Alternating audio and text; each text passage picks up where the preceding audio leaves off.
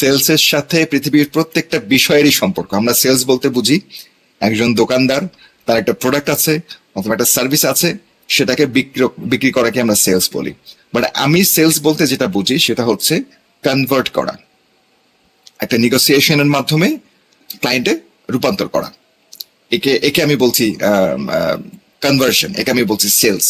এটাকে আমরা সেলস বলছি, যে কোনো কিছু কনভার্ট করা। আপনি চিন্তা করেন যে আপনি আপনার বাবাকে বলছেন, বাবা ল্যাপটপ লাগবে, ভার্সিটিতে প্রেজেন্টেশন করতে হয়, একটা ভালো গ্রাফিক্স কার্ডের ল্যাপটপ ছাড়া আমি তো আসলে প্রেজেন্টেশন করতে পারবো না, কারণ এটা প্রয়োজন।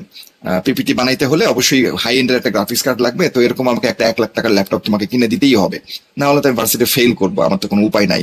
তুমি যদি না দাও এখন কি করবো, এটা ভার্সিটির নিয়ম। প্রেজেন্টেশন পাওয়ার পয়েন্টটা বানাতেই হবে, তো এই জন্য গ্রাফিক্স কার্ড ছাড়া হবে না বাবু। তো এই যে আপনি আপনার বাবাকে কনভিন্স করছেন, তো এই কনভিন্সিং যে ব্যাপারটা, এইটাই হচ্ছে আপনার একটা সেলস কমিউনিকেশন।